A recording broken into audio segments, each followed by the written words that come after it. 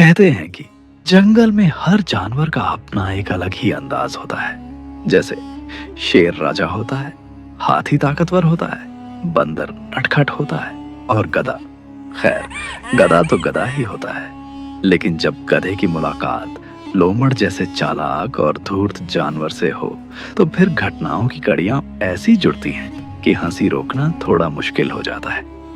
ये कहानी भी एक ऐसे ही गधे और लोमड़ की है जो न तो दोस्त थे और न ही दुश्मन, लेकिन दोनों की जोड़ी ने पूरे जंगल में ही हलचल मचा दी थी।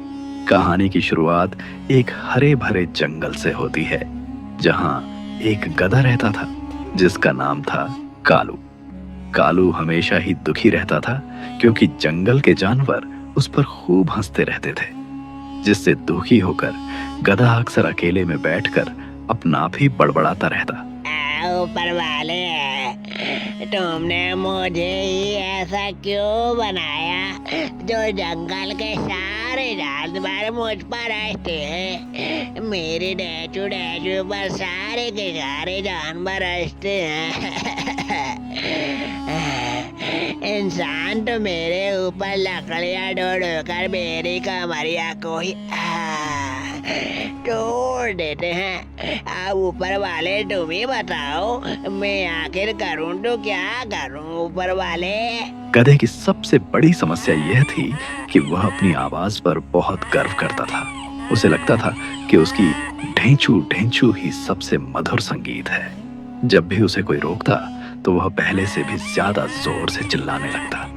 दूसरी ओर इसी जंगल में एक चालाक लोमड़ रहता था। नाम था होशियार चंद। उसका नाम ही उसकी पहचान था। चालाकी और दिमागी खेलों में उसका कोई मुकाबला नहीं था। एक दिन गधा जंगल के किनारे बैठा दुखी होकर गाना गा रहा था, यानी ढेंचू ढेंचू कर रहा था। तभी वहां से लोमड़ गुजर रहा था। अरे वाह भाई, वाह वाह वाह वाह, क्या आवाज है, इतनी मधुर आवाज, वाह भाई वाह। मैंने तो इतनी मधुर आवाज कहीं सुनी भी नहीं। क्या क्या कहा भाई तुमने? क्या मेरी सच में इतनी अच्छी आवाज है? हाँ भाई हाँ, तुम्हारी सच में इतनी मधुर आवाज है, वाह भाई वाह। मैं तो तुम्हारी इस आवाज का दीवाना ही हो गया भाई। मेरी इतनी अच्छी आवाज है। हाँ भाई हाँ, तुम्हारी इतनी अच्छी आवाज है कि कोयल तक की शर्मा करके भाग जाए। लेकिन सारे जानवर तो मेरे हंसी उड़ाते हैं और मेरी मजाक बनाते हैं। अरे वो सारे जानवर मूर्ख हैं जो इतने अच्छे गायक को भी नहीं जानते। अगर तुम मेरे नजरिए से देखो तो तुम ही जंगल के सबसे अच्छे गायक हो। गधा फूल कर कुप्पा हो गया। उसने लोमड़ को अपना सबसे अच्छा दोस्त बना लिया। लोमड़ भूखा रहता और हमेशा दिमाग लगाता रहता कि कहां से उसे मुफ्त का भोजन मिले। उसने सोचा, ओ नहीं, ये गधा तो सीधा साधा है, इससे अच्छा तो बढ़िया कोई साधन हो ही नहीं सकता। एक दिन लोमड़ ने गधे से कहा, कालू भाई, जंगल में शेर राजा का जन्मदिन आने वाला है, वहाँ सब जाकर गाना गाएंगे, नाचेंगे गाएंगे। क्यों ना तुम भी अपनी जाकर आवाज दिखाओ। अगर तुम अपनी आवाज दिखाओगे तो सब तुम्हें अपना गायक मान लेंगे। गधा डरते हुए बोला, अरे ना बाबा ना, शेर तो मुझे खा ही जाएगा। ओ नहीं, अरे तुम नहीं जानते कि तुम एक कलाकार हो और कलाकार को भला कोई नहीं खाता। ठीक कहा भाई तुमने, मैं तो एक कलाकार हूँ और कलाकार को कोई नहीं खा सकता। हाँ, मैं तो तुमसे कब से इस बात के कह रहा हूँ कि कलाकार को कोई नहीं खा सकता। तुम भी मेरे साथ जरा शेर खान के दरबार में चलो। ठीक है भाई, जब तुम इतना कह रहे हो तो मैं भी चलता हूँ। गधा मान गया और शेर के दरबार में ढेंचू ढेंचू करने चला गया। जंगल का बड़ा मैदान था। शेर सिंहासन पर बैठा था। हाथी, भालू, बाघ, सब जानवर पंक्ति में खड़े थे। तभी लोमड़ गधे को लेकर पहुंचा। गधा मैदान में गया और शुरू हो गया। ढेंचू ढेंचू पूरा जंगल गूंज गया। बंदरों ने कान बंद कर लिए। हिरण भागने लगे। जंगल में अफरा तफरी मच गई। ये देखकर शेर जोर से गरजा। किसकी सामत आई है आज जो मेरे इस दरबार में इतना शोर मचा रहा है? क्या उसे अपनी मौत से डर नहीं लगता? लोमड़ तुरंत बोला। महाराज, ये कोई शोर नहीं, ये तो कालू का मधुर संगीत है और ये बस आपकी महिमा का ही तो गुणगान कर रहा है। शेर कुछ पल तो सोच में पड़ा और फिर बोला, अच्छा, अगर ऐसा है तो इसे एक बड़ा सा इनाम दिया जाए ताकि सारे जानवर ये देख सके कि शेर राजा के यहाँ किसी बात की कमी नहीं है। गधे को इनाम में गाजरों की टोकरी मिली। गधा बहुत खुश हुआ। इधर लोमड़ ने चुपके से आधी गाजरें हजम कर ली। अब गधे को लगने लगा कि वह सचमुच गायक है। वह गांव में जाता और खेतों में खड़े होकर अपनी ढेंचू ढेंचू करता।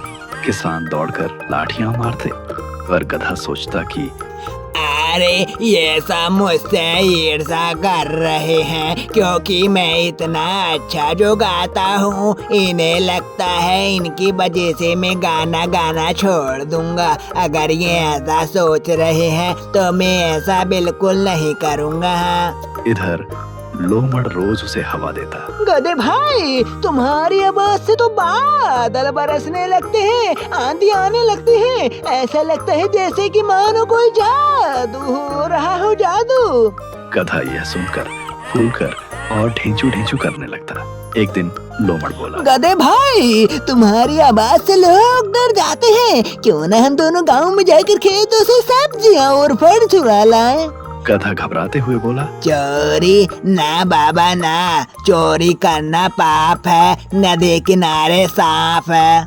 लोमड़ ने चालाकी दिखाते हुए कहा, अरे ये चोरी नहीं, ये कलाकार का हक है। जब तुम गाओगे किसान भाग जाएंगे और मैं आराम से फल सब्जियां चुरा लाऊंगा। गधा लोमड़ की बात सुनकर मान गया।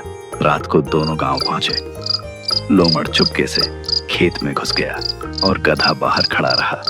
खेत में जाने के बाद लोमड़ धीरे से बोला, तुम बस चुप रहना और इधर उधर ध्यान रखना, मैं जल्दी से सामान लेकर के आता हूँ। पर गधे का दिल नहीं माना। उसने सोचा, अरे इतना अच्छा मौका है, क्यों ना मैं थोड़ा सा गा लेता हूँ। और गधा जोर से ढेंचू ढेंचू करने लगा। किसान जाग गए और लाठियां लेकर दौड़े। लोमड़ भाग गया और गधे की खूब पिटाई हुई। अगले दिन लोमड़ बोला, ओ तुम तो मूर्ख हो, मैंने कहा था चुप रहना, लेकिन तुम्हें चुप रहना आता ही कहाँ है। गधा दुखी होकर बोला, क्या करूं भाई, मैं अपने आप को रोक नहीं पाया और ये मुश्किल हो गई। लोमड़ ने सोचा, ओ ये गधा काम का नहीं रहा, हर बार गड़बड़ कर देता है। क्यों न इसे किसी मुसीबत में डालकर छुटकारा पा लेता हूँ। अगले दिन लोमड़ ने गधे को कहा, गधे भाई, मैंने सुना है कि जंगल में एक जादुई तालाब है, उसमें नहाने से इंसान भी शेर बन जाते हैं। अगर उसमें नहा लो तो तुम सब के राजा बन जाओगे। यह सुनकर गधे की आंखें चमक गईं।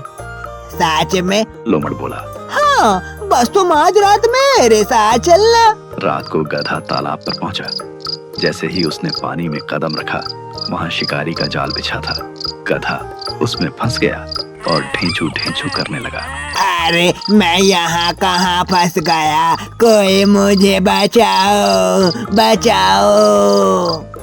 शिकारी दौड़ते हुए आए। लोमड़ ये देखकर दूर से ही हंस रहा था। पर जैसे ही शिकारी दौड़ते हुए पास आए, तभी लोमड़ किसी तरह जाल से भाग खड़ा हुआ।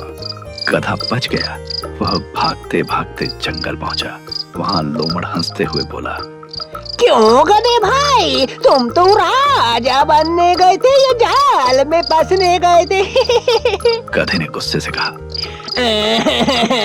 अब मुझे समझ आ गया, तुम मेरे दोस्त नहीं दुश्मन हो, दुश्मन। लोमड़ हंसकर बोला। अरे गधे, मुझे इसीलिए तो सब चला कहते हैं। खैर छोड़ो, तुम तो ठहरे बेवकूफ गधे के गधे ही। गधा रोते रोते चला गया। गधा अब सचमुच समझदार हो चुका था। उसने तय किया कि मैं उसे अच्छा मजा सिखाऊंगा ताकि वह याद रखे। हाँ, उसने अफवाह फैला दी कि जंगल में शेर ने ऐलान किया है, जो सबसे अच्छा गाना गाएगा उसे इनाम मिलेगा। अगले दिन लोमड़ आया और बोला, गधे भाई, तुम तो गा ही नहीं सकते, लेकिन मैं वहाँ जाऊंगा और जाकर के अपना इनाम लेकर के आऊंगा। गधे ने कहा, हाँ तो तुम जाओ, हम मैंने कब रोका है तुम्हें। जाओ जाओ, तुम जाकर के अपना इनाम लेकर के आओ। हाँ, लोमड़ जाकर शेर के सामने चिल्लाने लगा। शेर गुस्से से गरजा, ये कैसी बेहूदगी है? क्या तुझे अपनी मौत से डर नहीं लगता? रुक जा, रुक जा, अभी मैं मजा सिखाता हूँ, रुक जा। अरे नहीं नहीं नहीं नहीं, मुझे माफ कर दो शेर भाई। अच्छा, अब तेरी बचना मुश्किल ही नहीं, नामुमकिन है। रुक जा। अरे अरे अरे, कहाँ फंस गया मैं? उस बेवकूफ गधे ने मुझे कहाँ फांस दिया। बचाओ बचाओ बचाओ बचाओ। और शेर ने लोमड़ को खदेड़ दिया। लोमड़ भागते भागते गधे के पास आया। गधा ढेंचू ढेंचू करके हंसने लगा। अंत में गधा और लोमड़ दोनों को सबक मिला। गधे ने सीखा कि हर किसी की बातों में नहीं आना चाहिए और अपनी बेवकूफी पर गर्व नहीं करना चाहिए। लोमड़ ने सीखा कि चालाकी हर बार काम नहीं आती। दोनों ने तय किया कि अब वे चोरी चपाटी नहीं करेंगे और जंगल में ईमानदारी से रहेंगे।